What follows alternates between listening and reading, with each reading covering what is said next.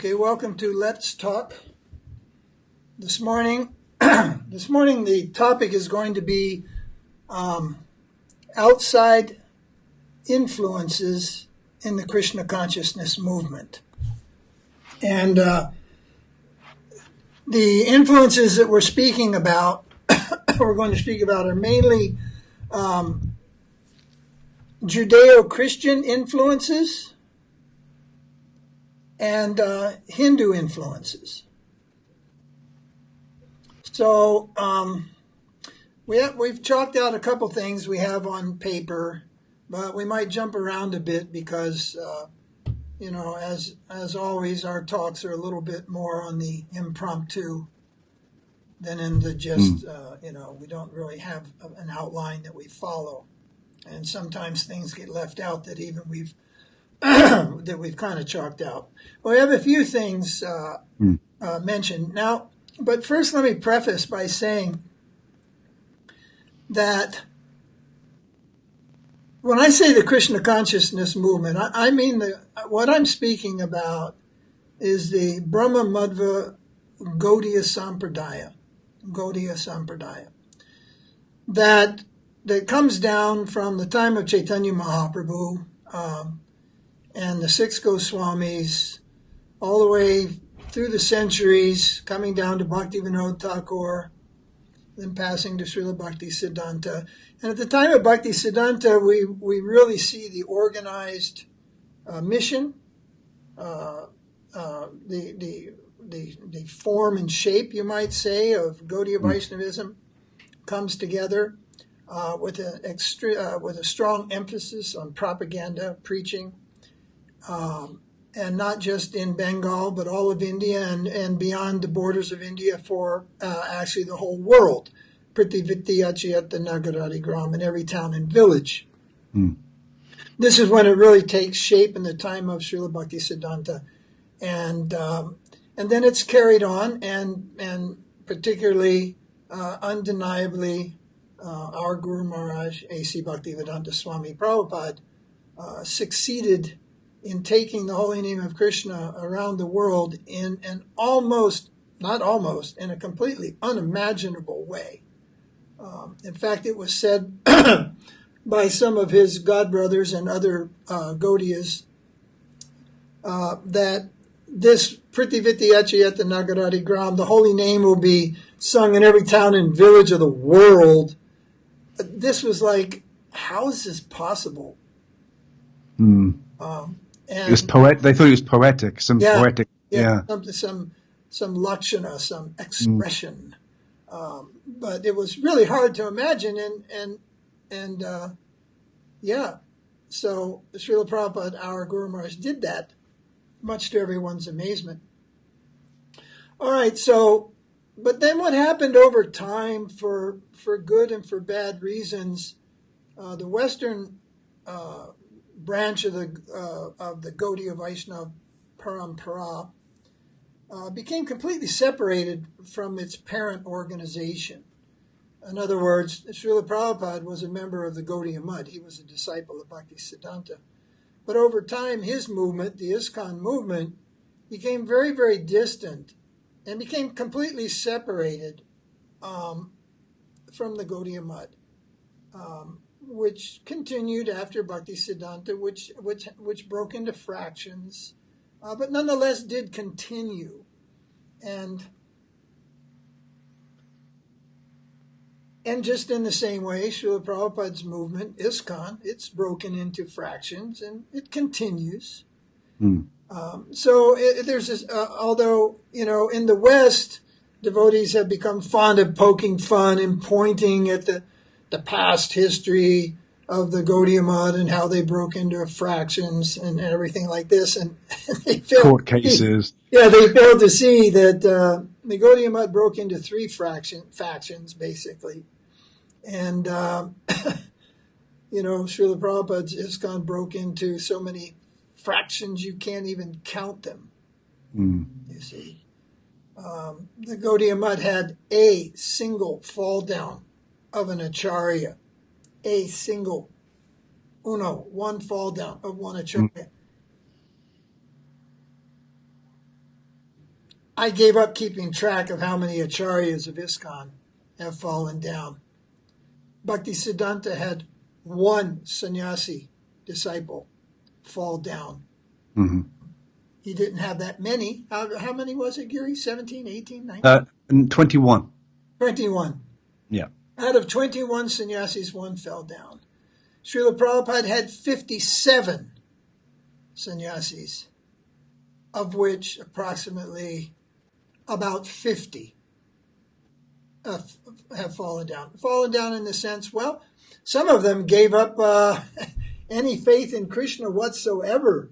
Yeah. There were some who became Buddhists. There were some who became atheists. There were some who became deprogrammers. But for the most part, means they could not maintain their vows of sannyas. But they're still they're still devotees. They're still devoted in some capacity to Lord Chaitanya, to Radha and Krishna, to Sankirtan, to the ISKCON movement itself. So it's like the pot calling the kettle black when the modern Hare Krishna, particularly I'm speaking about ISKCON, when they start to criticize Gaudiya Mutt, they have no idea how they are 10 times worse in many ways. All right, but what I want to point out here is that there was one deviation philosophically and one outer influence that entered the Gaudiya Mutt after the time of Bhaktisiddhanta. And that was through, what is his name? Ananta Vasudeva. And there is some influence there of Siddha Pranali and everything that comes along with that. If you're listening to this and you don't know what Siddha Pranali is, well, look it up. Don't have time right now to explain everything about Siddha Pranali. That was one deviation. Then amongst all the branches of Gaudiya Mutt, there is no outside influence to the Gaudiya Mutt. They have not gone to various Hindu or Sahajiya gurus to inquire about higher topics. In the Gaudiya Mutt, they have not adopted a number of Christian practices or Muslim practices and incorporated them into their sadhana or into their faith. We can say many nice things about the Gaudiya Mutt today, but I think the most important one that we want to mention today is they are the mission of Srila Bhaktisiddhanta, according to the Siddhanta, the philosophy of Bhaktisiddhanta and Bhaktivinoda. Now, there may be some people out there that don't agree with that. That's all fine and dandy. They can believe whatever the heck they want to believe. My point, or our point, is that Gaudiya Mutt today has not accepted any outside influences from other mundane religious traditions. Whereas, on the other hand, the modern Hare Krishna movement, and not just ISKCON, but even some of its fragmented branches, have accepted all kinds of outside influences, particularly from Hinduism and from the Judeo-Christian religions, Judaism, Christianity, and Islam, and particularly from Christianity. And these aren't just subtle little influences here and there. They are everywhere. These influences are not just amongst what some people would call the fringe community.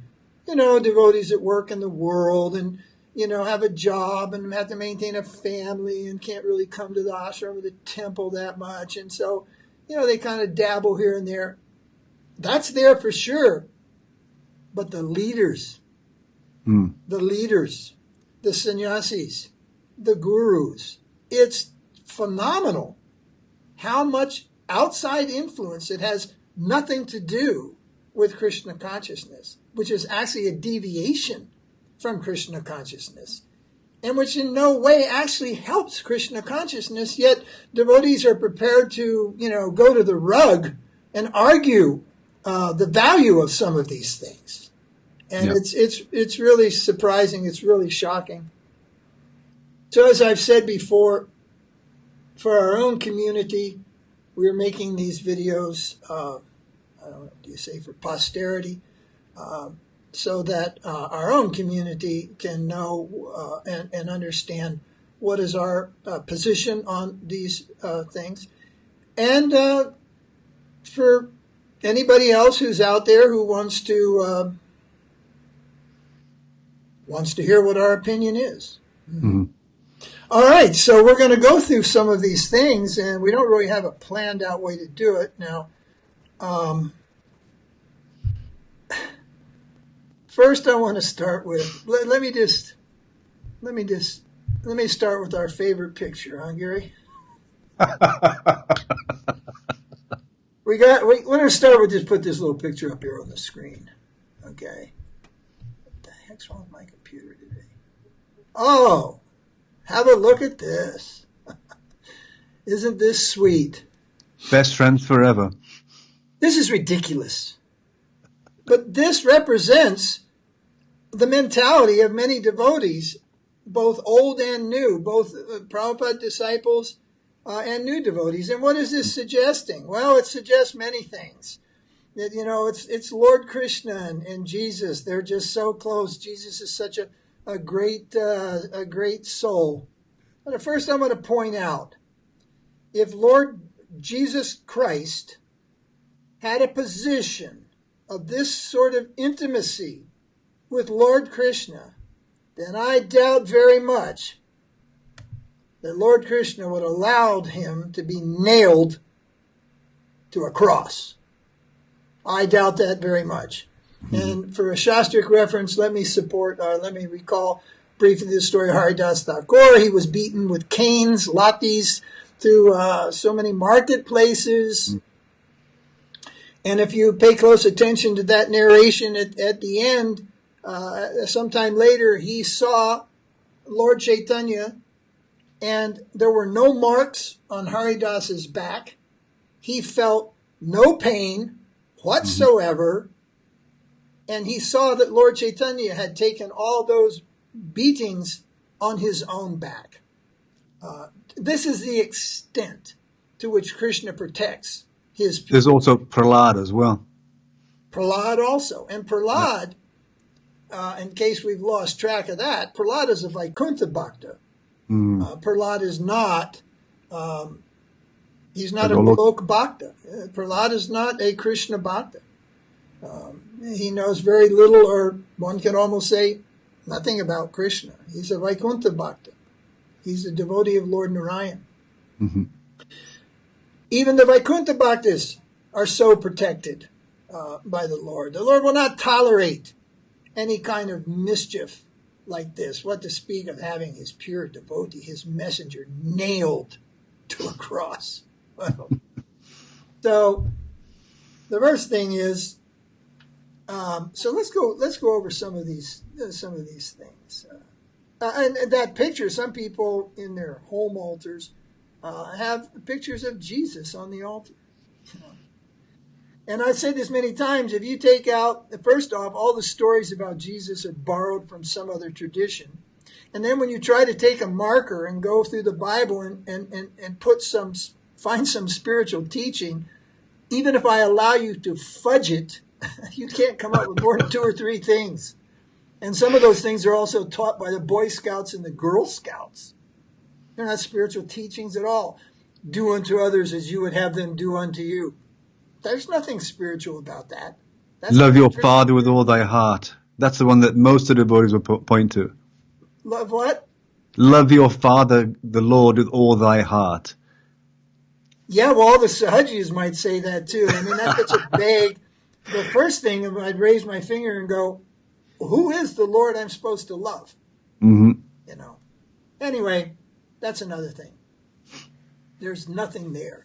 However, the influences in Christianity are multiple. So you have that little list, Gary. Let's just read that list out loud.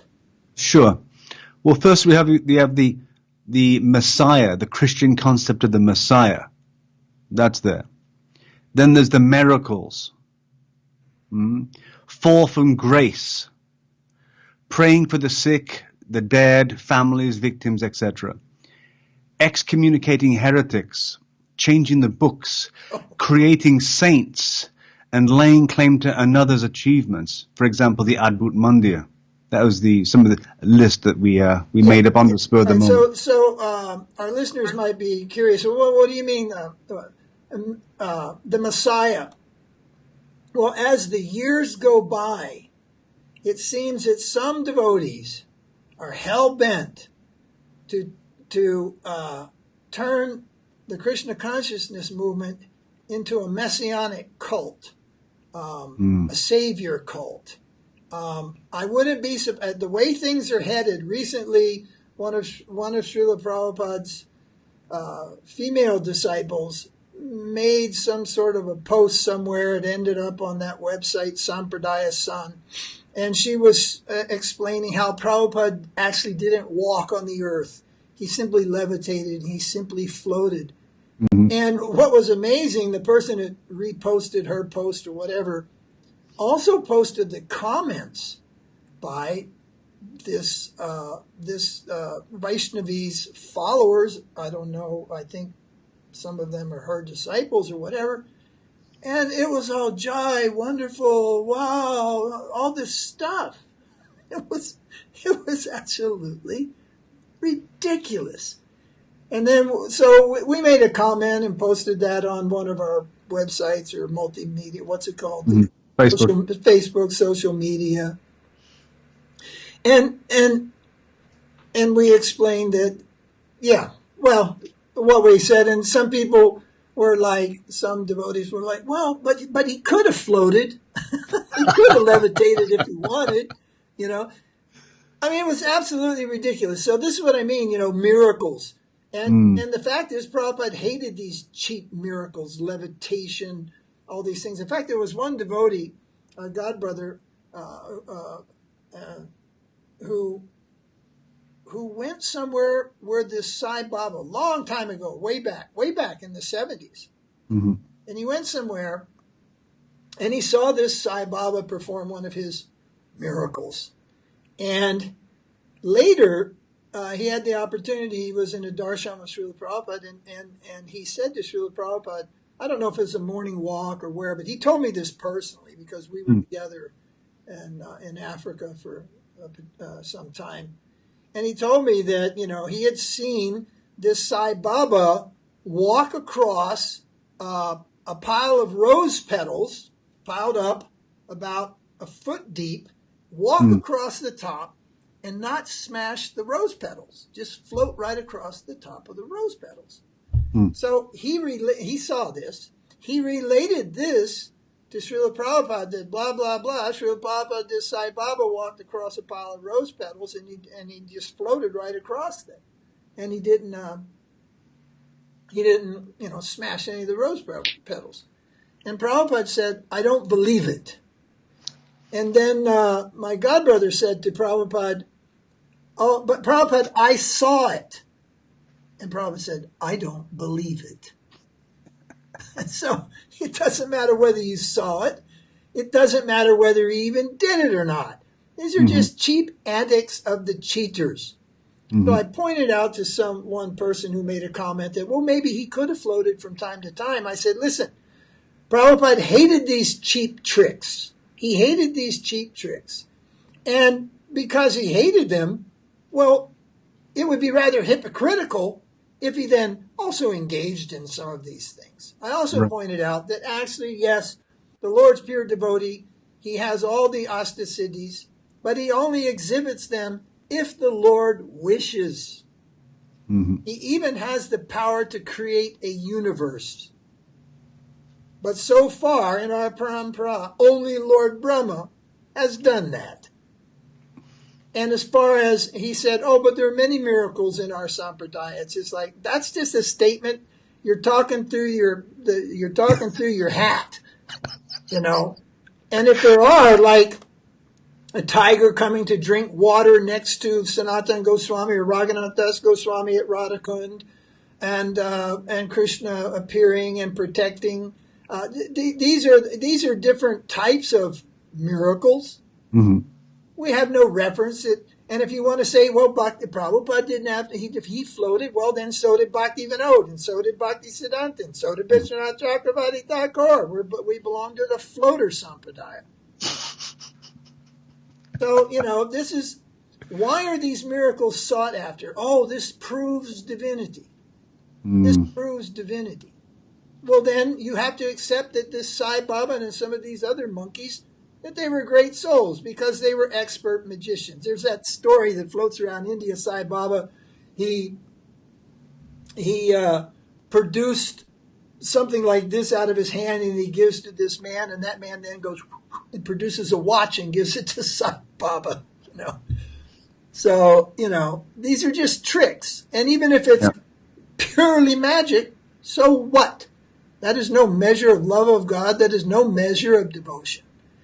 So, people can believe these things. Once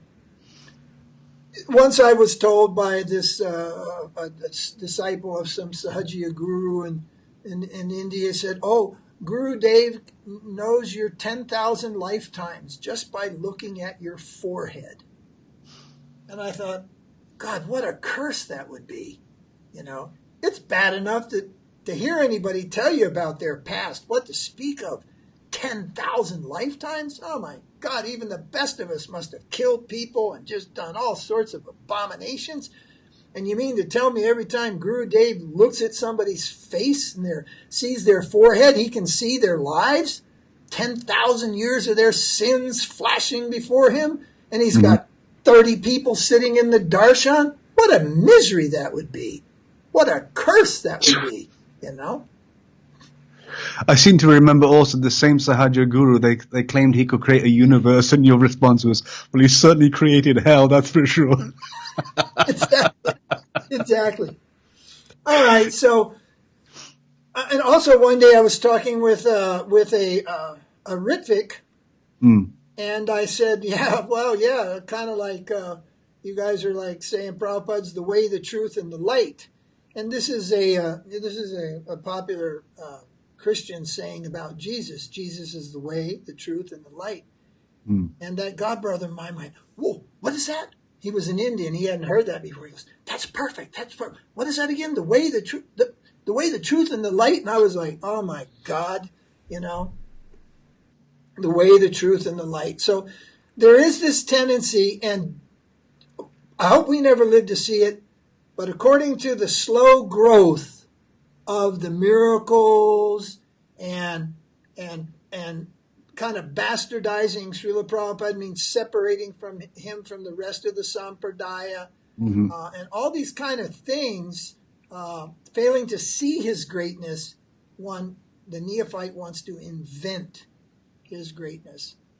And so I hope we never live to see it, but in the future, I wouldn't be surprised if you didn't start hearing people saying, Prabhupada died for your sins. He died for the sins of the world. I wouldn't be surprised because it's on the path. And this isn't me saying it. We're not the only devotees who see that and are disgusted with these types of developments. So the messianic concept there from Christianity and Judaism, the search for miracles to prove his divinity. When one fails to understand the preaching, the teachings, then one searches for miracles. So, but these two things are subtle. The third one here on this list, fall from grace. This is a direct Zoroastrian, Judeo-Christian concept. Fall from grace, fall from the Garden of Eden, eating from the fruit of the tree of knowledge, from the Zoroastrians, also falling from divine grace. And I pointed out that just in any town, any person who's listening to this, even New York, there aren't many living things in New York until you get down in the sewers and the gutters. Otherwise, there's pretty much just dogs, cats, and people in New York. But when you get down into the underground of New York, there's lots of living things. But when you're out in the country, there's gazillions and there's no number to describe the number of living beings on any one farm. Once you dig into the earth, the number of ants and the number of weevils and this and that and insects, and what to speak of in the tropics, woo, the mosquitoes, and all of these living beings in this one dinky little planet is an unimaginable number. There is no number which you can count, write, speak, think, that will equal the number of living beings, spirit souls, on this one planet Earth. And we are led to believe that they all fell from Goloka Vrindavan or from Vaikuntha due to envy. And then you say all the universes and all that and all those living entities once upon a time were pure devotees in love of God, but somehow they became envious of Krishna and they were thrown out down to this material world. Mm-hmm. This idea is not a Gaudiya Vaiṣṇava idea. This simply is the influence. It's either just a gross misunderstanding by individuals failing to listen and understand the totality. Yes, there are some statements by Srila Prabhupada which would bring that into question. He seems to say, possibly, yes, that's true. There are such statements. But his final statement is, the conclusion is, no one falls from the spiritual sky. Mm-hmm. However, when there is a discrepancy, when there is a question, there are misunderstanding, well, that's why we have a parampara. That's why we have, for example, if you went to ISKCON today and you said, well, Prabhupada is irrelevant, only the current gurus are important, they'd probably throw you off the roof. Right. Although I was sad to hear one of my godbrothers, one of the oldest and senior disciples of Prabhupada, recently said to his disciples, you have to understand the previous acharyas are dead. I'm here now. Well, in my life, the previous acharyas are not dead. And so I think everybody would recognize in the modern Hare Krishna movement, particularly in ISKCON, that Prabhupada's position is a paramount position. And it's not just because he established an institution. It's because he's the Param Guru. Mm-hmm. But these same people will fail to recognize their Param Guru, who is Bhaktisiddhanta. Now, the reason may be, he didn't write many books in English, or this, or that. That's there. But nonetheless, you have a Param Guru. And when your guru has said something where the disciples don't understand or are not very clear on, then they have the recourse is the Param Guru, the Parampara. Mm-hmm. And then you can get clarification. Well, when you look for the clarification of how we got into this material world in the Parampara of Srila Prabhupada to Bhaktisiddhanta and Bhaktivinoda, all the way back to the Goswamis, and particularly Jiva Goswami, you'll find that we did not fall from Goloka Vrindavan or from Vaikuntha. This is a major misunderstanding, a misconception, an upasiddhanta. Mm-hmm. And but it isn't unique to some Hare Krishnas that they think like this. No, it's been in the world for thousands and thousands of years. In the religions of the Malechas. I was just going to say that this is very, very akin to the problem that Christianity has been plagued with for centuries about how does ultimate evil come from ultimate good. That's their biggest problem. They've written books and books and books and volumes on this. How does something which is flawed come from something which is perfect? It's a similar thing. Yeah, very similar, yeah. Because what devotees don't pay attention to is envy exists only in the Mahatattva. Mm-hmm. There is no envy in the spiritual sky, in Vaikuntha or Goloka. All right, moving on here. Here's another one that is almost sickening. And that is praying for devotees when they're sick or when there's been an accident.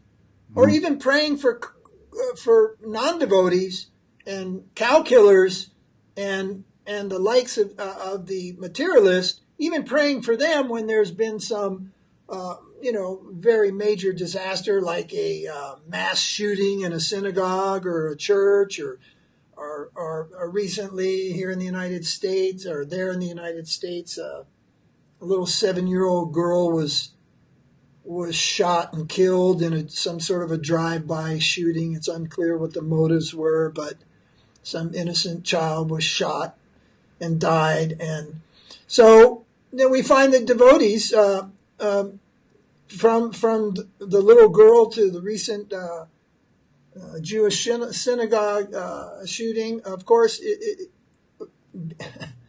we condemn these things. Yes, these are abominations in the world. But you find devotees then offering prayers for these people, lighting a candle on their behalf, and but even more importantly, then amongst the devotees, a devotee is sick or been in a car accident or something like this, and then there's a candle vigil, and then prayers are going out. I mean, I run across this all the time, and I really wonder how many prayers actually are going out. It's like the President of the United States says, our prayers are with the family. It's like, which prayer? And when did you say that prayer? What's that prayer? Recite it for me. Yeah, what's this prayer? So once I was in a discussion about this years ago, and one of the grown-up Gurukuli boys at the time of Prabhupada, he was just a kid, but he remembered that there was this little prayer for Srila Prabhupada. Well, that little prayer has a history. Giri, you have that written down there? What would that prayer be? I do, yeah. Satsvarup Maharaj mentions it in one of his books. It's called ISKCON in the 1970s. So he says, the mantra or prayer, my dear Lord Krishna, if you so desire, please cure Srila Prabhupada, was personally given to us by his divine grace. Devotees were making up some of their own prayers, sincere prayers, and some asked Prabhupada for prayers that we could make.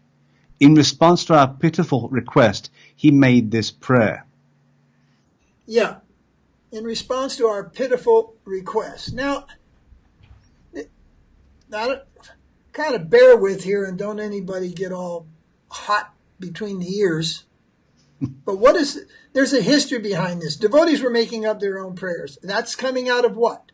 That's not coming out of some direction from Prabhupada. That's not coming out of our parampara. That's coming out of their Judeo-Christian background, you see. To ask the Supreme Lord for something in times of distress, to ask for, in Hinduism, to ask for health, to ask for wealth, and all these things. You will not find this anywhere.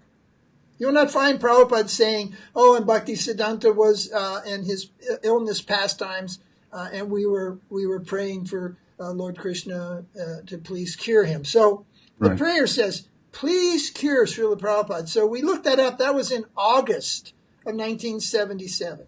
Well, about 65 or 70 days later, Srila Prabhupada passed away from this earth, left this earth. So if you look at this prayer, somebody who had no, what do they say, skin in the game, who had no faith and no love, would look at this and say, well, you folks were praying to your Lord, that if your Lord desired, that he would cure Prabhupada. And then your Prabhupada passed away 70 days later, so I would have to conclude that your Lord either didn't hear your prayer or decided not to cure him. I mean, this manner of prayer is completely ludicrous. Even many Christians realize it, and people in the world, that, that some child is sick. And so we pray, oh, dear God, please save my child. Please save my child. And the child dies. So what's that mean? God decided, hey, suck it up. I'm not saving your child. What does that mean? They didn't light enough candles. Huh?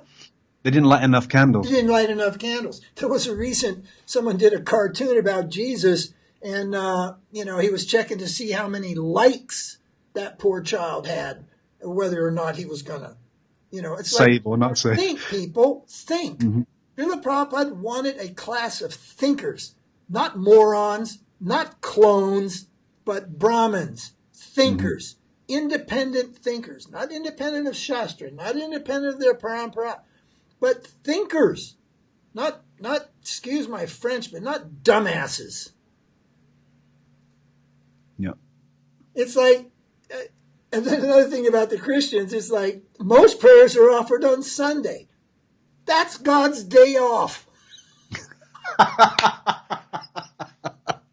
That's his day off. I mean, people are so stupid everywhere. It's unbelievable. So see the devotees follow these things. Every time there's an accident, every time.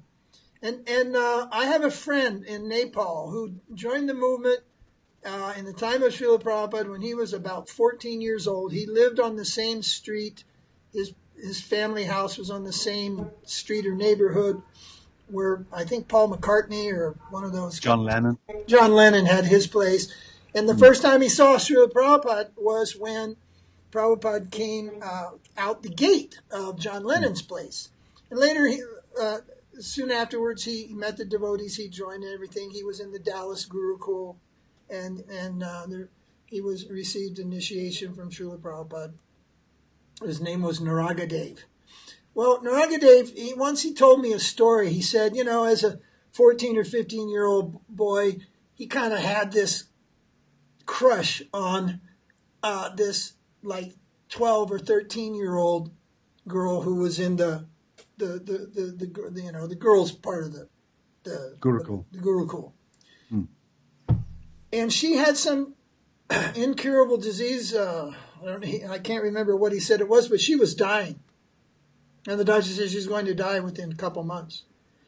And the mother, the father, the daughter, there might even have been another sibling, but they came and Prabhupada was there. They came in for a darshan and the mother was crying and the father was crying and the child was crying.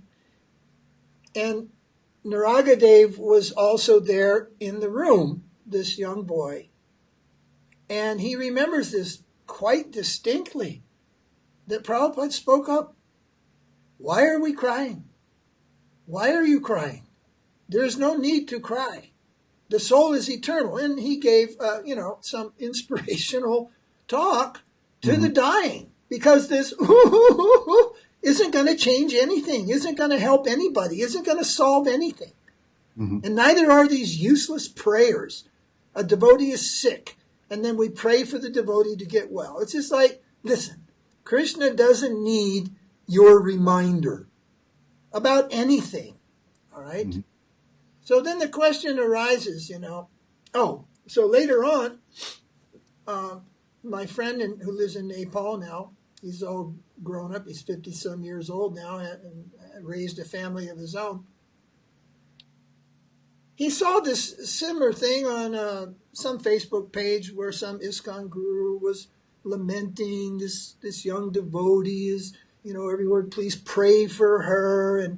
And there was some, lamentably, there was some young devotee who was dying and couldn't be cured and from whatever the sickness was. And so he jumped in there and said, this is nonsense. And he recounted the story of how Srila Prabhupada spoke up when this whole family and the little girl were crying. And it doesn't mean that we are hard-hearted and have no feeling, but please pay attention.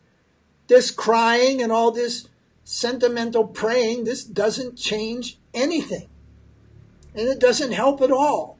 Oh, it's some sort of like pat the puppy on the head in Christianity, some feel-good religion, like, oh, God, Jesus loves you, and all this kind of gooey stuff. It's absolutely ridiculous. Anyway, he brought this up, and then he was blocked from that particular Facebook page or whatever it was. Because devotees, they just don't want to hear it. They just don't want to hear it. But so what is the nature of prayer according to Bhakti Rasamrita Sindhu? And I didn't have time to ask you, Giri. I wanted you to look up. Srila Prabhupada makes a statement early on in the 70s, might have even been in the late 60s, that for our prayers we should simply recite the prayers of the previous acharyas, Narottam Das Thakur, etc., Bhaktivinoda Thakura. We should Right. simply recite those prayers, you see. And if you examine all the prayers that exist by all of our acharyas through time, you'll not find one prayer praying for health, wealth, or any kind of position of material improvement whatsoever. So there is a verse, or several verses, in Bhakti Rasamrita Sindhu. Do you have those handy? I have the main verse that he mentions all three of those prayers, and I also have the correlation of Prabhupada, what Prabhupada said according to that verse in Nectar Devotion as well. Okay, please read that, and everyone please pay attention. This is the nature of Vaishnava prayer, and it is distinct that there is no mention of praying to escape the miseries of this world. Mm-hmm. So this is the verse from Bhakti Rasamrita Sindhu, second wave, verse 152. The wise have described Vigyapti, or submission of prayers to Sri Krishna of manifold forms, such as Sampratanatamika, i.e. a prayer with wholehearted submission of mind, body and everything to the Lord, or Dainya Vodika, i.e. making known to Lord Krishna one's insignificance and worthlessness, or Lalasamai, i.e. making known one's yearning for the personal service of the Lord. So that's the actual verse. Mm-hmm. Now Srila Prabhupada... So wait, making known one's intense desire for service. Yes. Making known one's insignificance. Yeah. And the first one was? Wholehearted submission of mind, body, and everything to the Lord. Yeah. Expression of surrender. Mm-hmm. Exactly. Oh, my Lord, I am your slave. Please do with me as you wish. Mm. Now Srila Prabhupada, he elaborates upon that verse in Nectar Devotion, and Prabhupada says as follows. In the Skanda Purana, there is a statement about submission unto the lotus feet of the Lord. It is said there that those who are sober devotees can offer their submission to Krishna in the following three ways. 1. Samprat Atmika, very feelingly offering prayers. 2. Dainya Vodika, humbly submitting oneself. 3. Lalasamai, desiring some perfection or stage. This desiring some perfection or stage in spiritual life is not sense gratification. When one realizes something of his constitutional relationship with the Supreme Personality of Godhead, he understands his original position and wants to be reinstated in this position, either as friend, servant, parent, or conjugal lover of Krishna. That is called lalasamai, or very eagerly desiring to go to one's natural position. This lalasamai stage of submission comes in the stage of perfect liberation, which is technically called Swarup Siddhi, when the living entity understands by perfect spiritual advancement and revelation his original relationship with the Lord.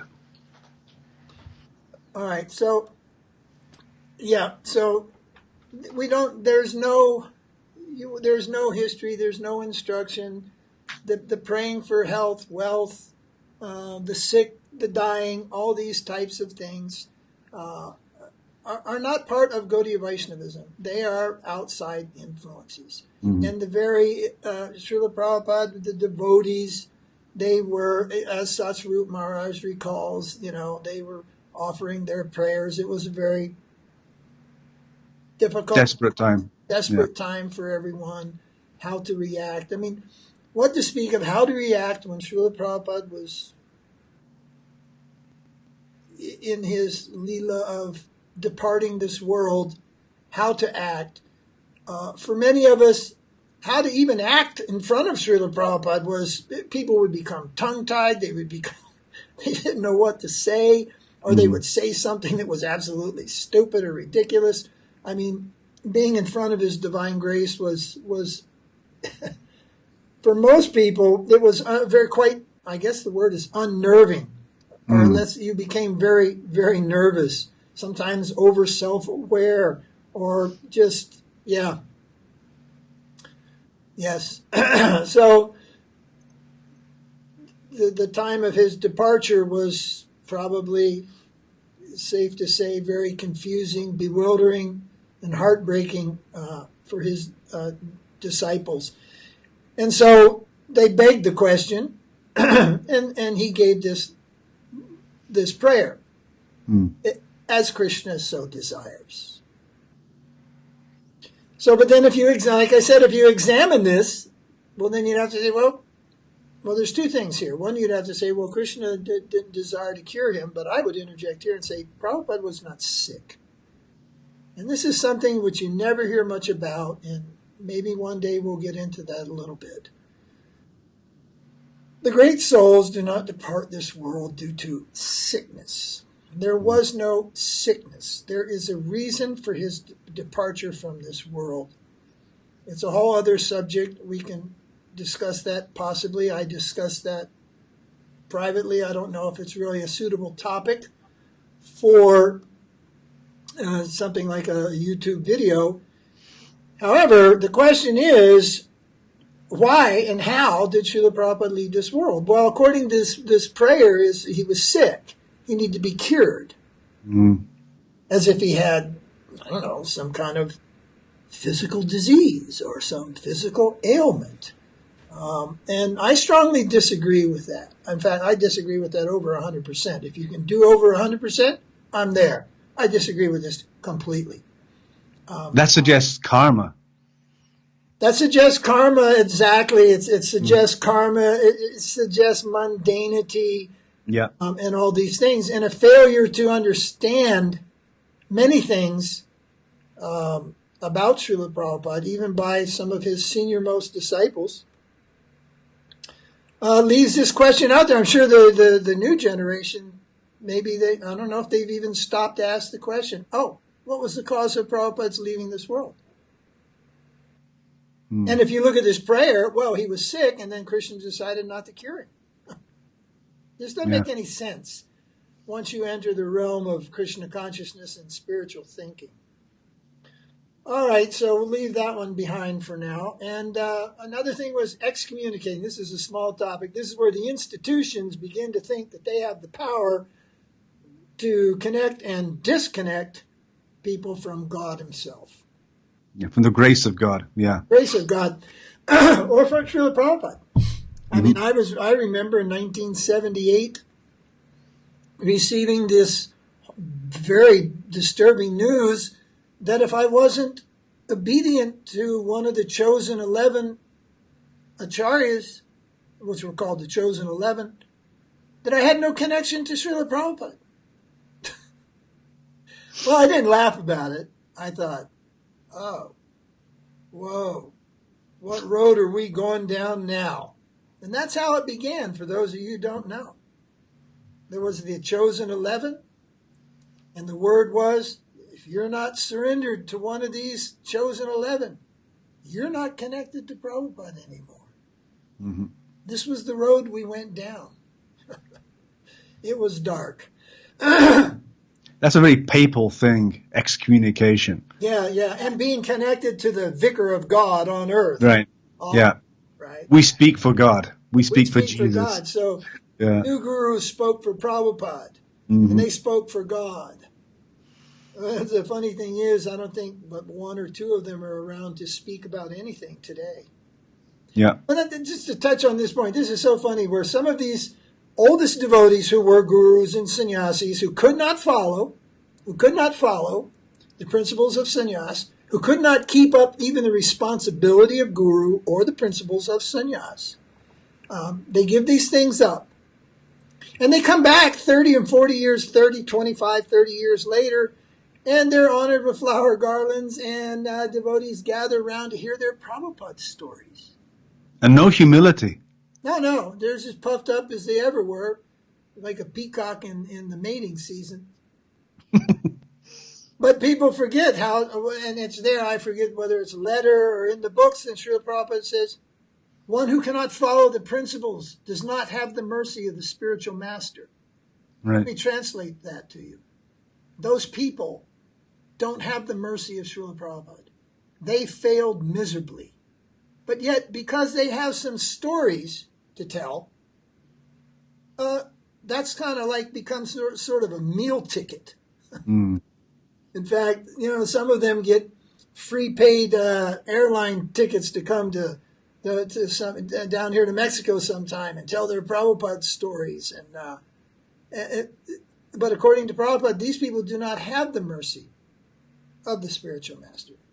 One who does not have the mercy of the spiritual master cannot maintain his or her post in Krishna consciousness.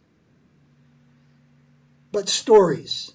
It's like that song, Tell Me the Story of Jesus. They sing it in churches. If I could carry a tune, I'd sing it for you.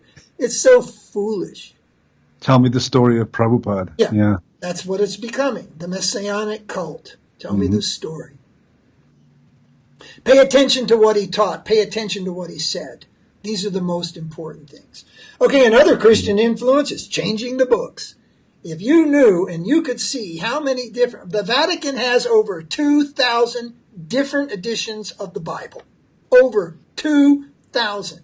And it ends up that Martin Luther, when he snagged one of those copies out of the library and decided to translate it into German and get it printed on the Gutenberg press, scholars say he couldn't have left with the worst edition. The worst edition.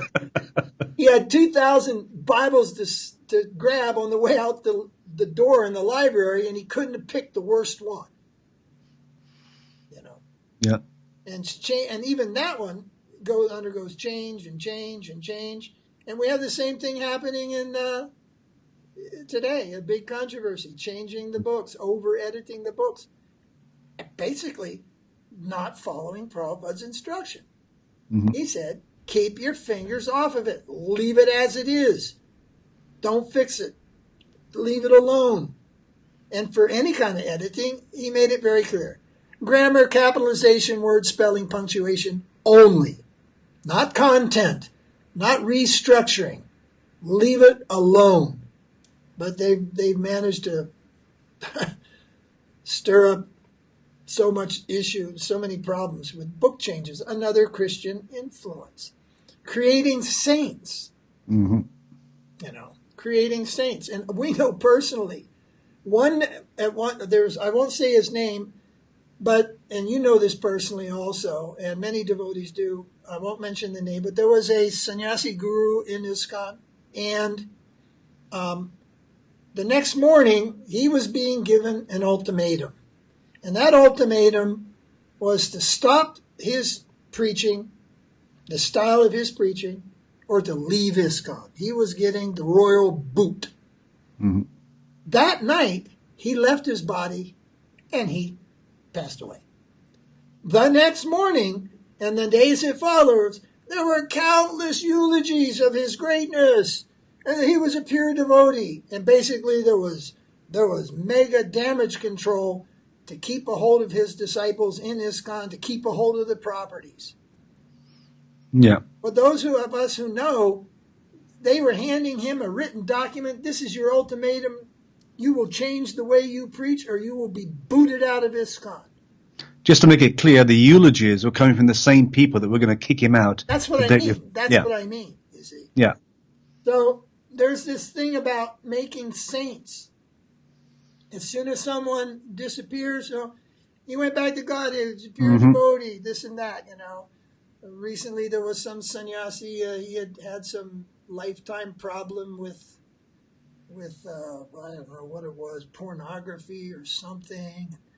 Then he was stripped of his sannyas and he was dying of cancer, and he stayed in Vrindavan for 2 years, and finally he left his body, and then, now he was a pure devotee, he went back to home, he went back to Godhead.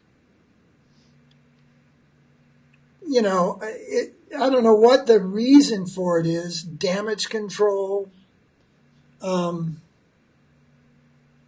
Maybe the hopes that they'll be praised in the same way when they're gone. Well, I think it also stems from, again, another Christian thing, just having faith in Prabhupada. He had faith in Prabhupada. That's enough. Yeah. Yeah. That's right. What is it saying? He's a Prabhupada man? Yeah. All right, and the other little Christian thing here we have laid out here is laying claims to another's achievements or another's activities. And you put here as a footnote the Adbhut Mandir. That's a whole other topic. Yeah, definitely. But there's not that's so much of that, but there is, I don't know what you'd say. I mean, Prabhupada had so many glorious activities. There doesn't seem to be a need to lay claim to others' activities, other than this Adbhut Mandir, where ISKCON claims to be once again building the Adbhut Mandir. That's a topic in itself, so too much to go into right now. But laying claims to others' achievements. In other words, the Adbhut Mandir was already built, and I think the grand opening was in 1933, and it is built on the birth site of Lord Chaitanya. Not just in the village, not on the Mayapur Dweep. No, it is built on the birth site of Lord Chaitanya. And it is the temple envisioned by Bhaktivinoda Thakura. So once again, people beg the question, say, well, couldn't there be two Adbhut Mandirs? Yeah, I heard that. Yeah, when you go, oh, wonderful. Hey, there could be many Adbhut Mandirs, including Kripalu's Prem Mandir in Vrindavan, which is the biggest temple in all of Vrindavan, made from marble imported from Italy. Yeah. Unbelievable carvings, beautiful building, worth nothing. Sajya Mandir, So Adbhut doesn't mean big. Adbhut doesn't mean fancy carvings. Adbhut Mandir means conception, the most wonderful conception of Godhead. Mahaprabhu Sri Chaitanya Radha Krishna Nahiyanya. This is the message of the Adbhut Mandir. That Lord Chaitanya is Radha and Krishna combined. The divine couple appearing in one form, the most magnanimous form of Godhead. This is what is Adbhut. Not the marble, not the cement, not the plate glass, not all this fancy whatever. This is not what makes Adbhut.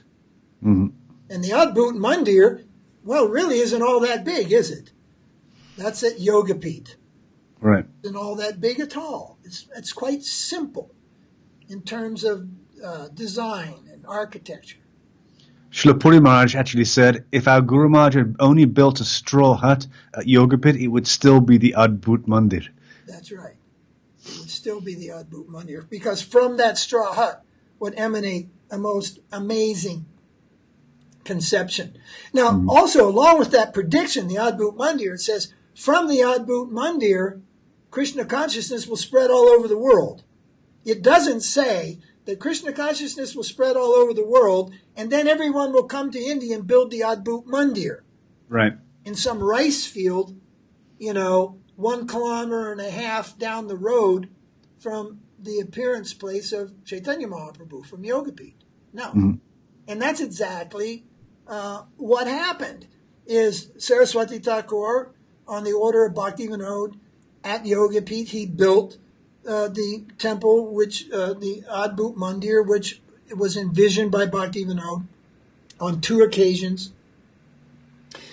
And he preached Krishna consciousness from there, and from his and branched out to ashrams and temples and whatnot across India, and coming through that door, pulling in, was our Guru Maharaj, our Srila Prabhupada, and Srila Sridhara Maharaj, and all Keshav Maharaj, and Damodar Maharaj, and Yajabar Maharaj, and Saranga Goswami, and all the great surrendered souls who came to the lotus feet of Srila Bhaktisiddhanta. They came through that door. And then on his order, they went back out that door. And they spread Krishna consciousness far and wide across the world. And they continue to do so today. So it's from that temple that Krishna consciousness will then permeate all over the world. Not that first Krishna consciousness will go all over the world, and then those people will come and build the Adbhut Mandir. No, Bhaktivinoda did say that the day will come when our Western brothers and sisters will come and join with their Bengal counterparts and dance in Sankirtan in the holy land of Navadvip. That's a separate type of a prediction, you see. Right. But the Adbhut Mandir was built, it was proclaimed as such, it was announced in numerous periodicals and newspapers and everything in India back in the 1930s. The Adbhut Mandir, envisioned by Bhaktivinoda, has been built, etc., at the birth site of Lord Chaitanya. So this laying claim to another's achievements, this is a very Christian thing. And somehow or another, some devotees want to lay claim to the achievements of Bhaktisiddhanta.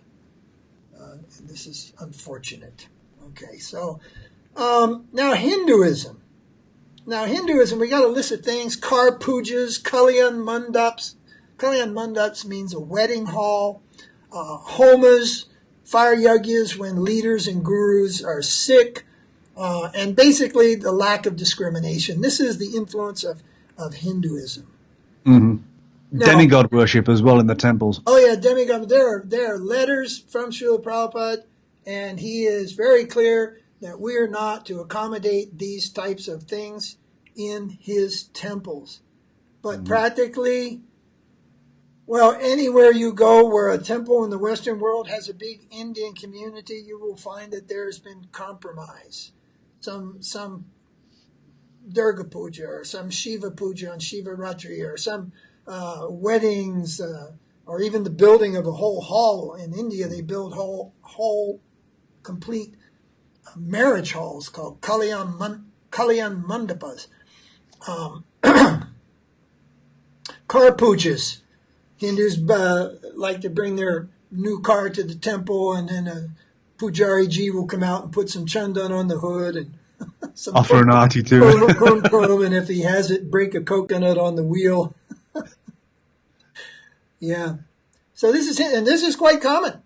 This is quite common now. These things going on inside, and none of these things were permitted in the time of Srila Prabhupada, but we see that these, for one reason or another, these things are going on, and he gave direct instructions: don't do that. Don't do that. We have an ashram in South India.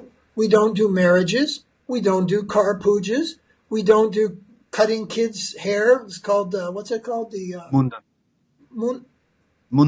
Mundan. We don't do the Mundan Sanskara for an extra $50. We don't do homas for the sick. We don't do any of these things. But the most important one is, with Hinduism, is a lack of discrimination. And this is so prevailing in the world today. Like, can't we all just get along, Prabhu? Yes, when we're all Kanishtas. Because when you're Madhyam, you must make discriminations.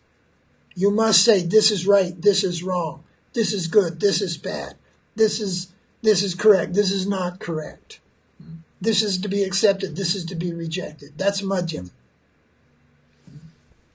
So, some of the deviations that have come out of Hinduism, particularly, and Christianity, and some just in general things, we've got a list of these deviations.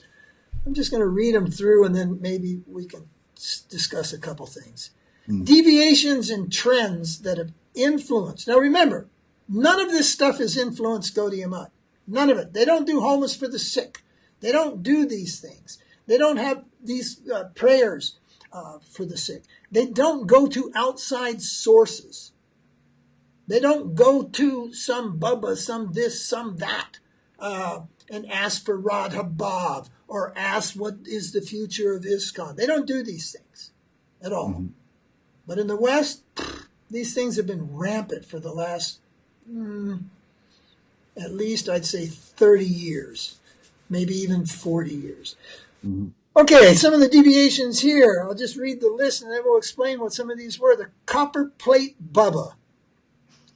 Ramesh Baba. Baba means it's a person. Ramesh Baba. Danda Banganadi Baba. Okay?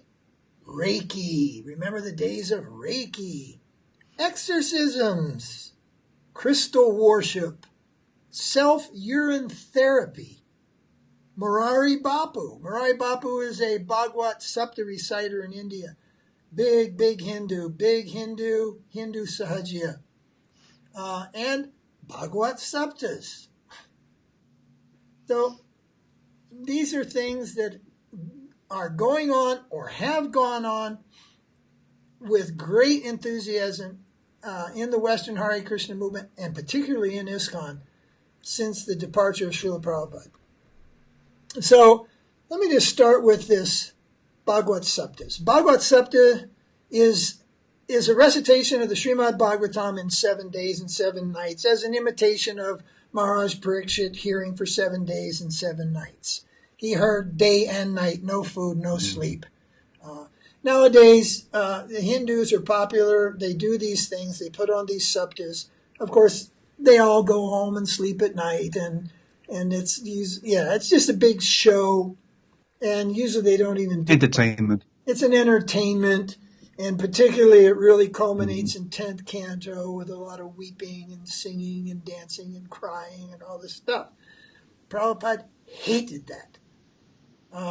In his day, the big Bhagavad Sapta reciter in India was Dongri Maharaj. And on top of it all, he was an impersonalist. Right. Once when I was visiting Radha Press, that's the press that printed the first Bhagavatams, I was visiting that in 1978, that Dongri Maharaj was staying in the guest room of the printing shop. And as I walked by his door, I saw he was sitting on a deer skin, and he had a water pot and everything like that. So, but he was a big Bhagavad reciter. And Prabhupada, I mean, you can say he hated this. He hated this type of thing. This cheap, this reading of the Bhagavatam in 7 days, and it's usually just a big money collect. Well, there you got it. Today this goes on in ISKCON. There are some Swamis in ISKCON. They regularly, or once or twice a year at least, they put on some Bhagavad Sapta for 7 days, and they get a big donation and a big collection. But this concept of doing this, Srila Prabhupada hated it, you could say. He despised it. Yet the same thing goes on in his temples today. And somebody will say, well, but we're doing it, we're the bona fide devotees. Yeah. Well, the next guy on our list is Murari Babu. He's the contemporary, modern, most popular Sahajya Bhagavad reciter in all of India. And he has had more than one invitation to perform these Bhagavad Saptas inside ISKCON temples in India. And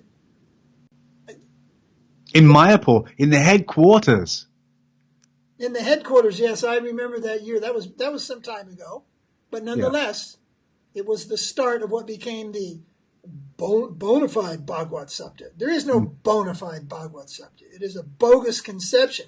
So what they did in Mayapur, they built this huge pandal. Pandal means a big tent. It was all made out of bamboo and wicker and all this amazing construction. And they had this Murari Bapu coming, and truckloads of people from the village and busloads from Calcutta. And they had this guy who's a Sajya, who's an impersonalist, who's a nonsense. Well, not a nonsense. Means he's not. No, he's a nonsense. He claims to be an incarnation of Hanuman. No, that kind of nonsense, but he's not an illicit sex and all that. No. He's not a hook'em bubba nonsense. Okay? Right. And they had him there as for 1 week on the property at Chandadoya Mandir at ISKCON in Mayapur.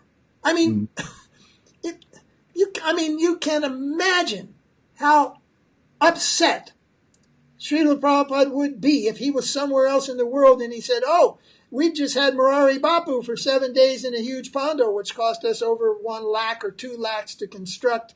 And we had thousands of people coming, Prabhupada, and they were listening to this clown for 7 days. But, we collected a big bag of money. He would be furious. Oh, my God. And more recently, they did a Chaitanya Bhagavad Sapta with some Goswamis from the Radharaman temple.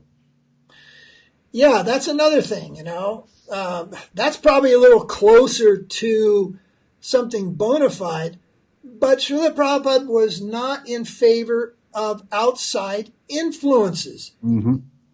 Even he was tight about influences from our own parampara. Right. He was very tight even on that. Mm-hmm. So these Bhagavad Sabdas, this Murari Babu, absolutely ridiculous. Another great one at the top of the list, the Copper Plate Bubba. Gary, you want to tell us a little bit about who was that Copper Plate Bubba and why the leaders of ISKCON went to this Bubba down in Orissa? And I believe you accompanied them, didn't you? I didn't accompany them, but I was in the meetings with some of them where they were talking about the questions they were going to ask. Okay. When they went there, but that was in Puri. In Puri. So he's a Baba in Puri who has these copper plates that apparently were handed down from the time of Lord Chaitanya by one of the so-called associates of Mahaprabhu called Jagannath Das. Now, I should mention, this Jagannath Das was not actually an associate of Mahaprabhu. He was rejected by Mahaprabhu. He started his own Upper Sampradaya. It's one of the 13 Upper Sampradayas that Bhaktivinoda Thakura and Tota Ramdas talk about, called the Ativadis.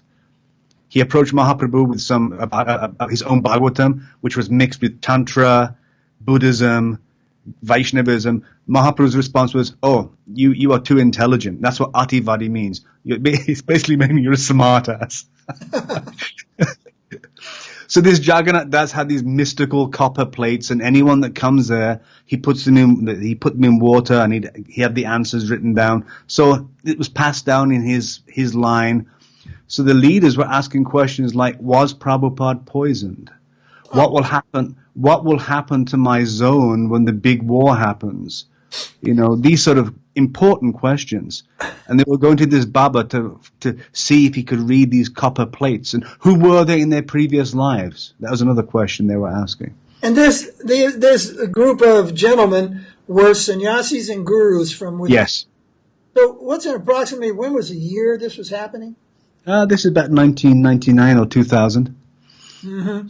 So let's just go back in the history. Before Srila Prabhupada left this world, Tamal Krishna Maharaj, he asked Srila Prabhupada, in your absence, is there anyone that we can go to for clarification if the need arises? Mm-hmm. And Srila Prabhupada said, yes, you can go to my godbrother B.R. Sridhara Maharaj in Navadvip. There were several other people in the room at the time. I know that Tamal Krishna Maharaj was there.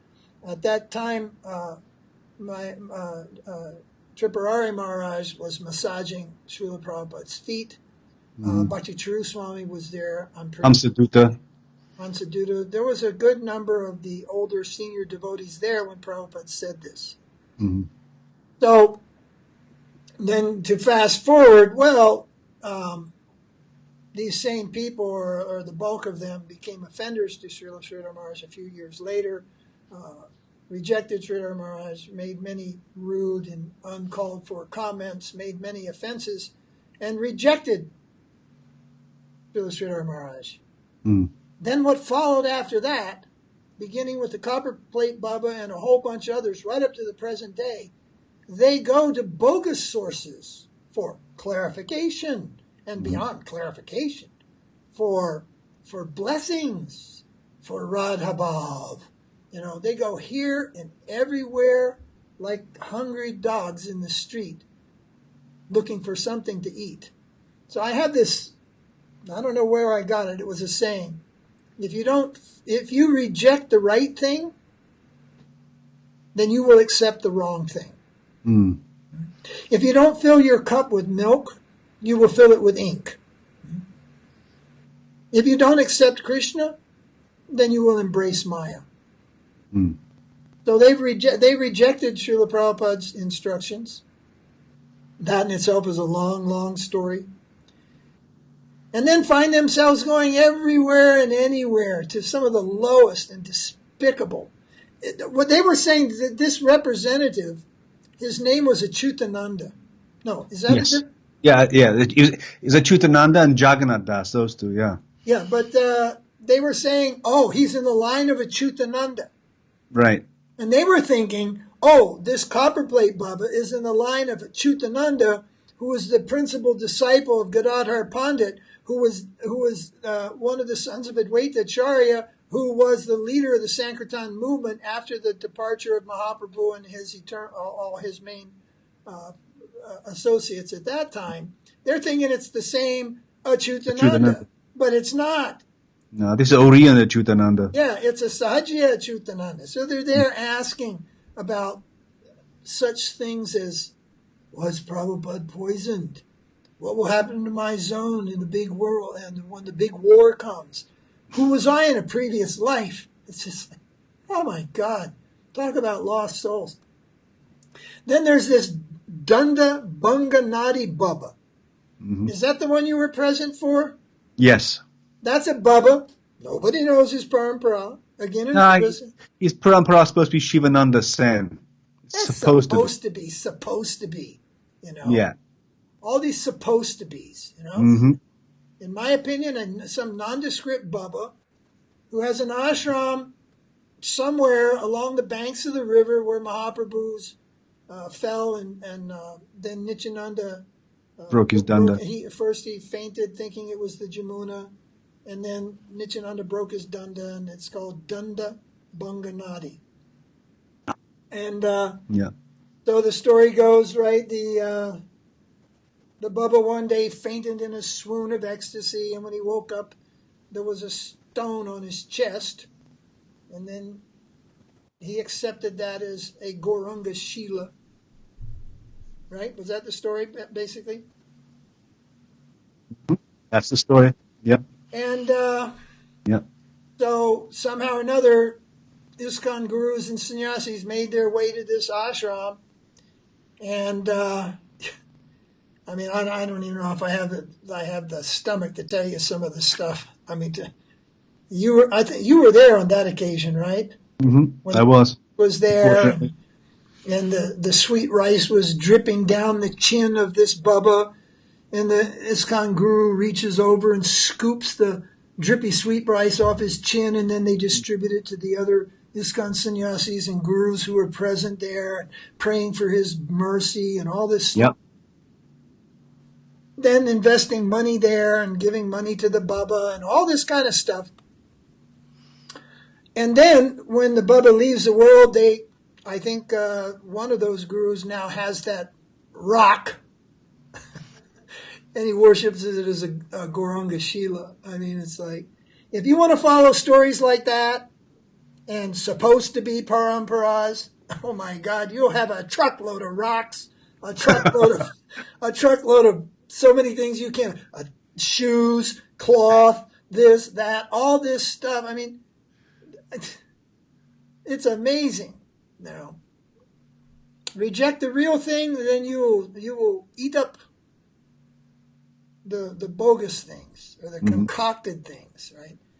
Then more recently, there's this Ramesh Baba. Again, as far as I know, popular, nondescript, very good organizer, has big parikrams, and there's YouTubes of ISKCON gurus sitting in front of him with folded hands, begging for Radha Bhav.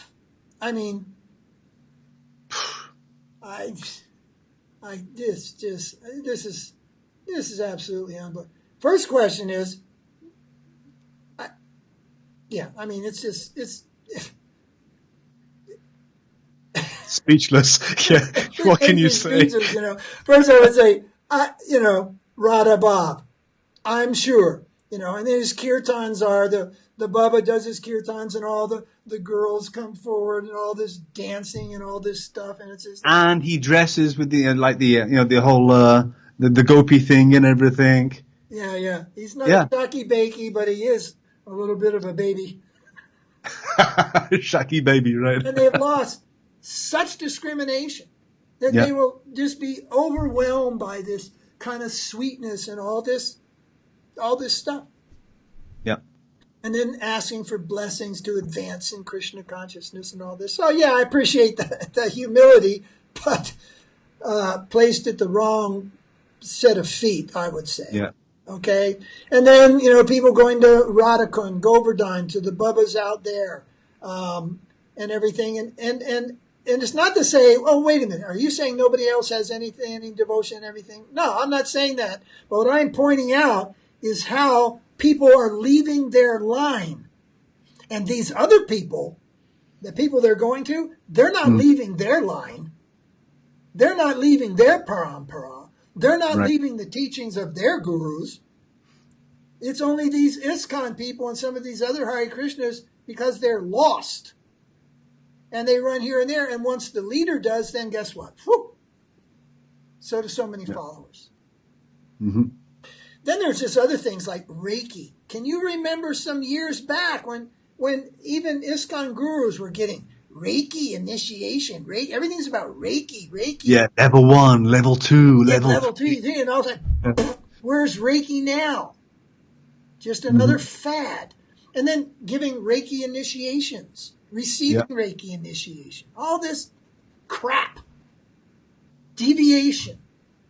And then after a few years, oh, Reiki, back to Ayurveda. The funniest one, though, is the Ghostbuster period in ISKCON. What are the rough years of that? 1990s, right? Yeah, that was the 90s. That was the mid-90s. It's running on for 4 or 5 years. What is it called? Exorcisms? Yeah.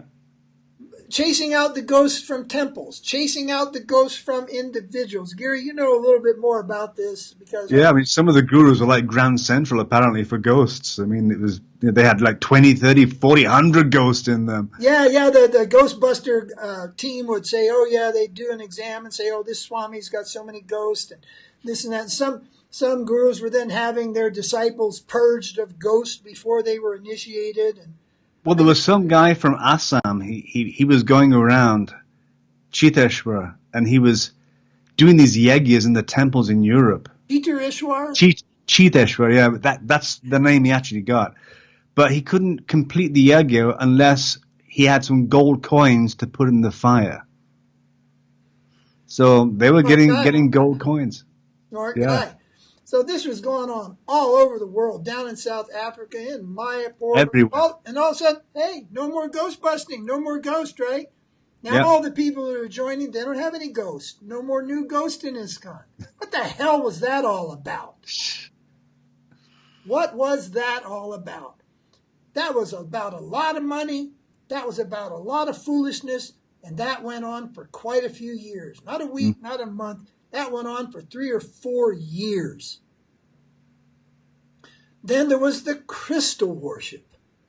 I mean, oh my God, Once somebody gave us a crystal, plopped it on my desk as a paperweight, and later this Prabhupada disciple who was kind of out on the edge, he came and he goes, oh, Maharaj, see, you got a nice crystal. Are you getting a lot of energy? It's a powerful one. I said, well, it's pretty heavy. At least it keeps the papers from flying off my desk. It's like, crystal worship my ass. Okay, and that brings you to what? Self-urine therapy. In the mid-1990s, there was I didn't send them there, but some devotees from our group, some neophyte young devotees, they decided one day to go up to ISKCON Krishna Balaram Mandir and distribute some of Srila Sridhara Maharaj's books. Now, I was upset when I heard they went and did that. I said, no, that's not what we do. We don't invade other people's anything. When people come to us, we can sell their book or give the book or preach what we have to preach, but we don't go and invade other people saying you shouldn't have done that. So, but they were promptly kicked off the property, okay? But then it turned out that at the same time, in the bookstore, they were selling a book called Self-Urine Therapy. So I thought, oh, this is really sweet, you see. This is really... Not sweet, salty. I wouldn't say it's sweet. I have no comment there for the taste. But I thought, oh, yeah, throw out the books of Srila Maharaj, but make sure you buy this one before you go home. Self-urine therapy. And then there was the colonics. Mm-hmm. Then there was the yoga culture therapy. I mean, it's from one hokey thing after another, fad, fashion, dress styles, all these things going on all over the years, deviations, outside influences. It's quite shameful.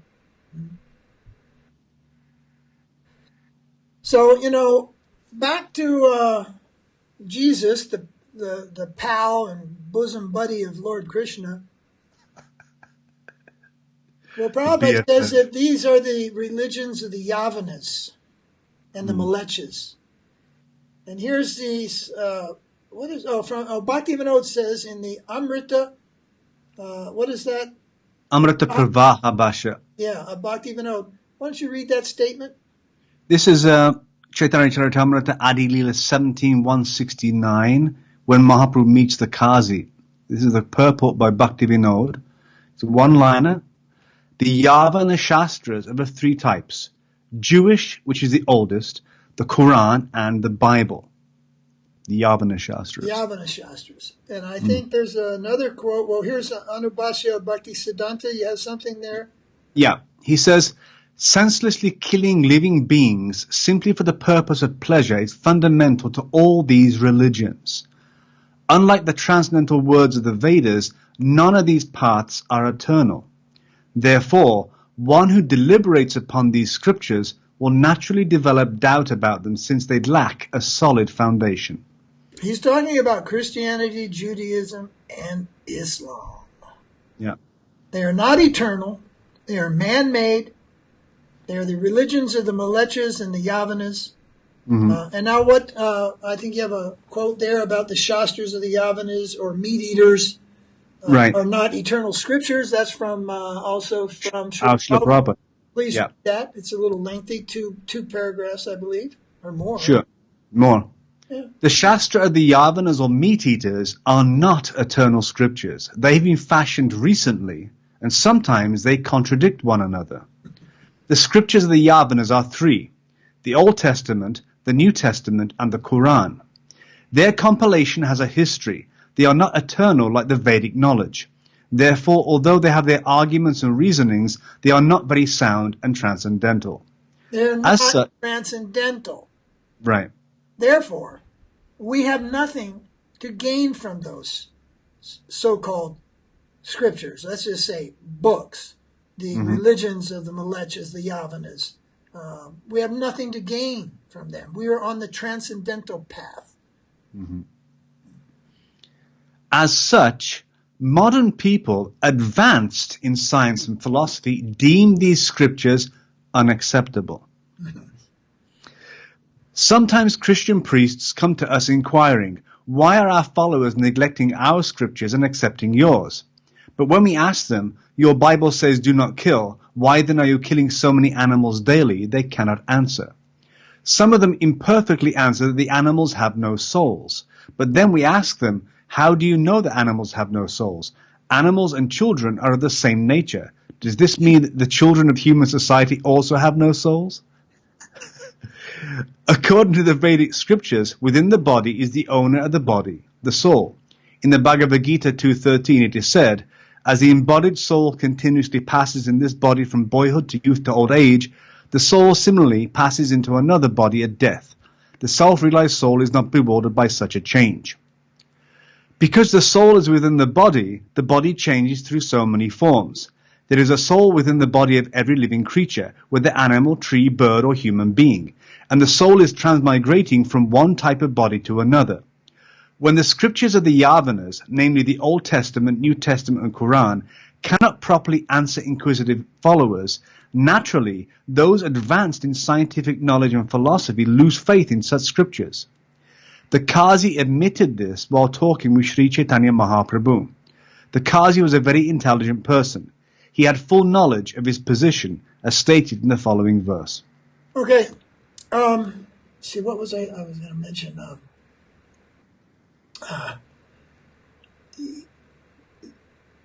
Yes, so what should be done? What we're talking about, this isn't just an exercise of fault finding. We're talking about the durability and the longevity and what's required for Gaudiya Vaiṣṇava Sampradaya to go forward in purity. Mm-hmm. And by accepting all these influences that we've mentioned, whether it's a prayer influence, it might seem harmless. It's not harmless. Everything counts in this world. There is nothing counts. Everything counts for something. So all these influences that we mentioned, and I believe there's even more, some are very small, some are very big. The point is, these should be rooted out.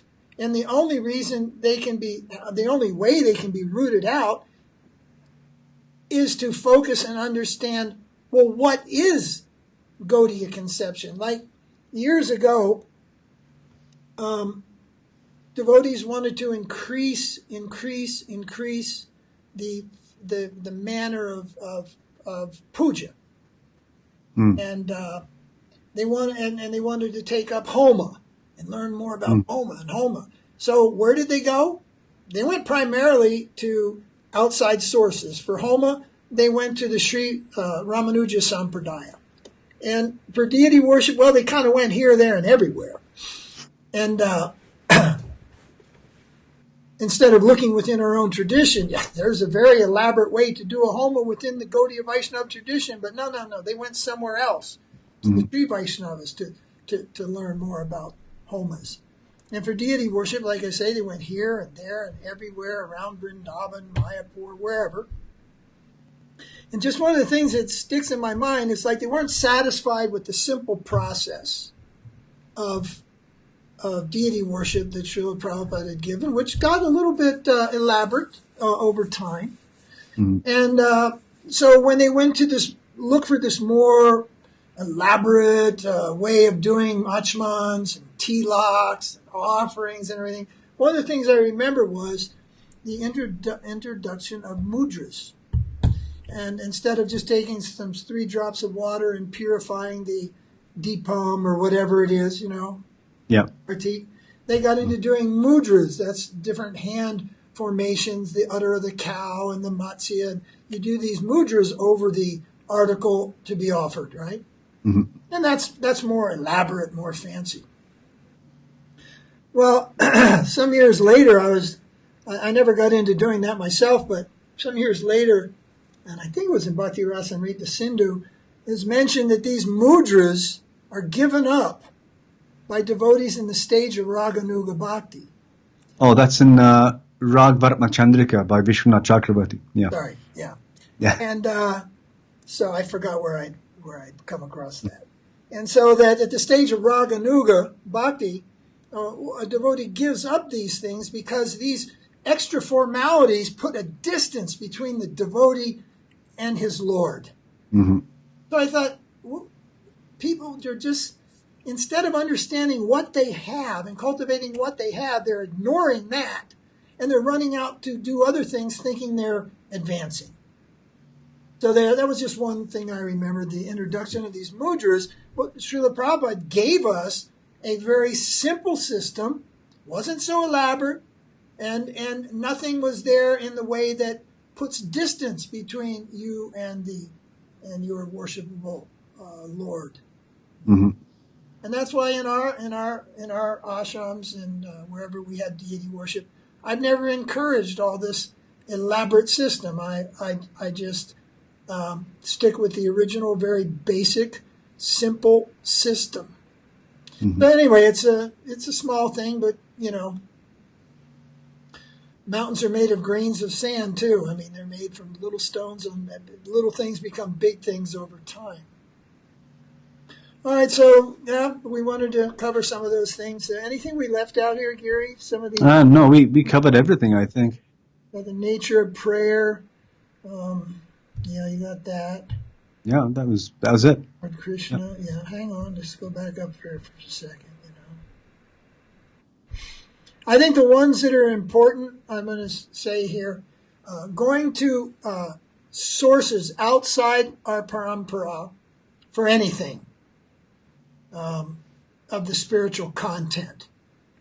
These are clear deviations. There is no way that Srila Prabhupada would be happy with this. And I might add, as I said in the beginning, the Gaudiya Math, who many Western devotees like to pick fun at, they like to point the finger at Gaudiya Math. Gaudiya Math does not go to outside spiritual influences. They stick very close, very, very, very close to the teachings of Srila Bhaktisiddhanta and Srila Bhaktivinoda and what came before them, Vishwanath Chakravarti Thakur, the six Goswamis, etc. They do not go to copperplate bubbas, this bubba, that bubba, dunda bunga, all these nondescript bubbas whose claim to fame is nothing. They have nothing and they did nothing, and that's their claim to fame. They did not do that. They did also not go to things like exorcism, worshiping crystals, and things like Bhagavad Saptas. This is doing Bhagavad Saptas to make money is a kind of a spiritual prostitution, actually. Yeah. And I might add that what to speak of spiritual prostitution, some branches there of the Hare Krishna movement over there in New Brindaban, West Virginia, actually resorted to actual prostitution in the 1980s, sending out truckloads of girls as hookers every day. This is a fact, just so they could build a bigger, better temple. So in the name of Sankirtan. Yeah, in the name of Sankirtan and building the Palace of Gold for Prabhupada. So from spiritual prostitution of Bhagavad Saptas to actual street prostitution, they've done it all. So these things should be stopped immediately. They should not be engaged in. They should be rooted out. They should be omitted. And then those subtle influences and catering to the Hindus just for money. Again, money. Got to get that money. Money's the honey. Don't want to forget that. And again, another type of lowering your dignity, lowering your standards, showing what? A lack of faith in Krishna. A lack of faith in Krishna. Mm-hmm. Prabhupada said we have our books. We have some enterprises like Spiritual Sky Incense. We have our simple living. Nobody had in the beginning of the Krishna consciousness movement, people didn't even have matching socks. Actually, there was a time when you didn't even have your own underwear. It's a fact. You came out of the shower in L.A. and you went down a line, and the first thing you got was a copan, clean, washed. The next thing you got was a dhoti. The next thing you got was a shirt, and a pair of socks. And a lot of times you'd have a gray sock and a blue sock. I mean, it was hardly you could get a matching pair of socks, a shirt that fit. We didn't even own our own clothes, not even our own copans. Now, yeah, that's good. Some of those things changed over time, but finally it went to gold buttons and silk kurtas and this and that and all this style of dress, and everybody's got to look so beautiful, both men and women. Sannyasis wearing Pierre Cardin aftershave, and unbelievable. None of that stuff increases Krishna consciousness. It's all an anartha. It's all an obstacle. And then these subtle things of prayers, conceptions, all these things. All these things are unwanted. They should be rejected. But in order to reject them, you have to find out what is wanted. What is our parampara? What is the teaching of Bhaktivinoda, Bhaktisiddhanta, and Srila Prabhupada? We just read where these religions, these Christian, Jewish, Mohammedan religions, they're Yavana religions.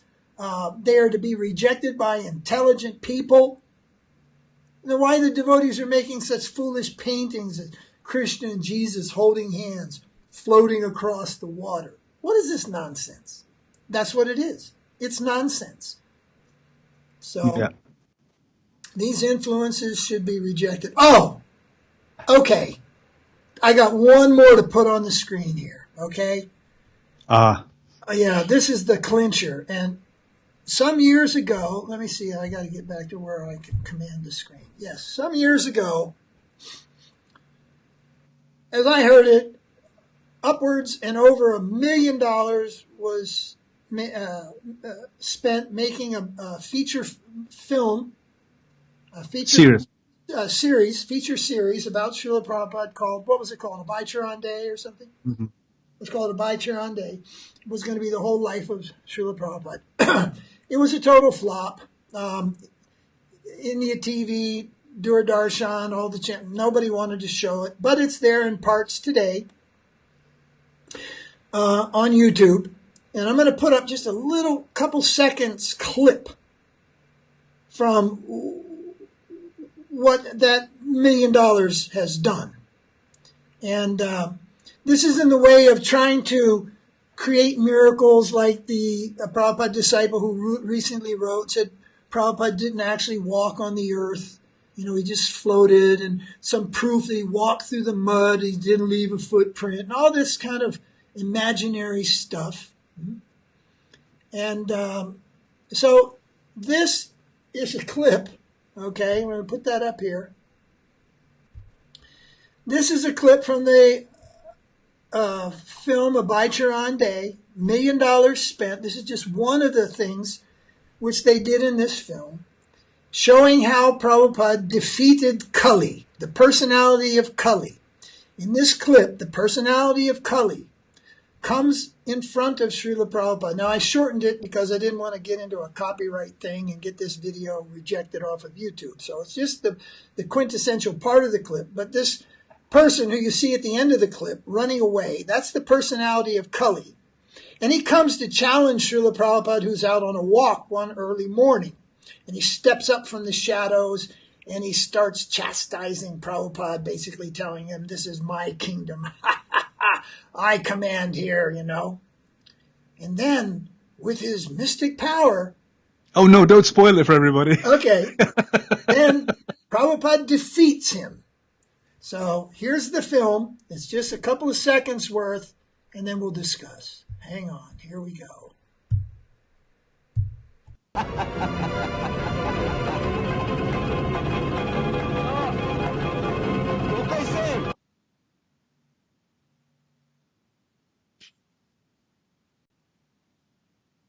Come back to the screen. Okay.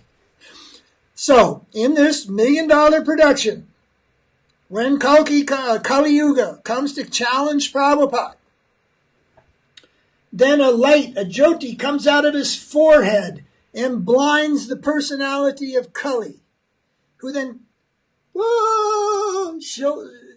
tries to shield himself from the brilliant light emanating from Prabhupada's eye, third eye from his forehead, and he runs away. Let me tell you, every Hindu in India who sees that film and believes it 100%.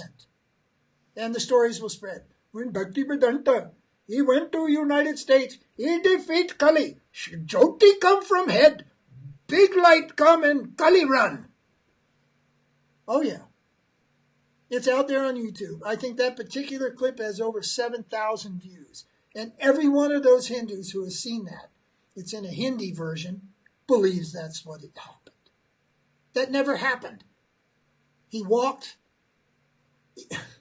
he taught, he didn't float. He defeated Kali with his strong determination and the message of Mahaprabhu in the Sankirtan, not by some bogus light coming out of his head. And what's that? That's another Christian influence. Mm-hmm. When you can't explain the truth, then you grasp for lies to fill the gap, sandwich fill. Right. So, and what's really sad is these things are being created. This film was created by one of the senior disciples of Prabhupada and an ISKCON guru, and at the expense of $1 million.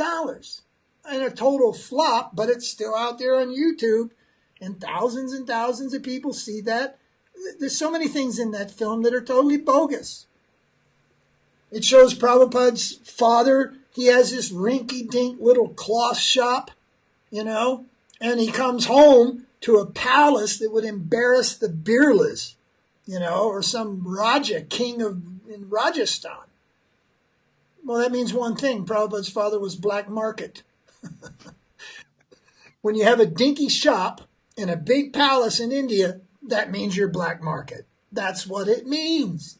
Yeah. And so in this $1 million fiasco, they misrepresent Prabhupada in so many ways. Anyway, it's not worth going through them, but I think that's the most classic one. That the light coming from Prabhupada's head. And this is what's out there, okay? And people are fine with that. Someone saying Prabhupada didn't walk, he floated. Oh, well, that's so wonderful. That's so wonderful. That is nonsense. And he would not accept that. There was once, I wasn't there for it, but this was, a hand-me-down, that Prabhupada spit in a spit tune, and a devotee took some of that. And Prabhupada's comment was, he does not understand. Understand what I'm saying? Yeah. Someone is thinking, oh, prashad. Prabhupada cleared his throat and spit. And then the devotee took some of that, and Prabhupada said, he does not understand. You also made that point about how Srila Prabhupada stepped on your finger. Yes, when I put a shoe on, and then when he stepped forward, my little finger was under the shoe, and he stepped on my finger. So I said, that's proof he walked on the earth, I mean, and the bottom of his shoe is perfectly worn. Mm-hmm. Usually most of us flip over our shoe, and we don't have a perfect way of stepping. Right. We're more left, right, scuff this way, something. But if you put Prabhupada's shoes and you look, they're evenly worn, mind you, worn away. He wore those shoes for several years. They are evenly worn exactly on the heel, both heels. Mm. So I said his gait, his step, was perfectly balanced, you see. So he walked. He touched the earth. And what a disappointment that would be for Bhumi, the personality of earth. Mm. If he came to earth, but he didn't walk on the earth. So when we don't have any real understanding, we invent understandings to bolster our faith. And there is no, even if it's true, okay, it is no proof of divinity at all. Because there are yogis, at least in previous ages, they could also do such things. They could levitate, they could walk on water, or whatever. These are irrelevant. This is no indication of one's quality, character of devotion, love of God, or anything. Mm-hmm. It's simply nonsense. All right, so these are some of the deviations and concepts of deviations and associations that have crept into the Hare Krishna movement, not just in ISKCON, but in many branches of the Western Hare Krishna movement. But I'll say it one more time, these same things have not crept into the Gaudiya mud. So they've maintained the proper parampara, the proper books. Oh, we pointed out, we didn't mention that. The different outside books. Nityananda Charita, Advaita Prakash, all these different books that are upagranthas, aimed at minimizing or undermining the actual Gaudiyas. Mm-hmm. These books have been sold and read by thousands of devotees in ISKCON and in the Hare Krishnas. Not paying attention to the Param Guru and Padam Guru. Not paying attention to our Sampradaya, where we come from, what our history is, what have been the contributions of those who went before us. And then end up with all these outside influences. Yeah. And I'm sure as soon as I click this button and end this video, I'm going to think of 5 more outside influences that prevail and jade Krishna consciousness today. And we're passing this on. I know none of the leaders of ISKCON pay any attention to what I have to say, but the fact is they're passing this on. And they had the direct order, direct instruction, direct association of Srila Prabhupada, but they're passing this kind of legacy on. What do you think the next generation is going to do? It's going to get worse, not better. Once Srila Puri Maharaj said, Sato Vriti, follow in the footsteps. He said, no, follow very closely in the footsteps. Mm. So, word to the wise, follow your parampara, follow your guru, follow your padam guru, stick very closely to our own sampradaya, and stay away from these outside influences. All right? Yep. Anything else to say on that, Giri? No. Okay, thank you very much. Until next time, everyone, Hare Krishna. Hare Krishna.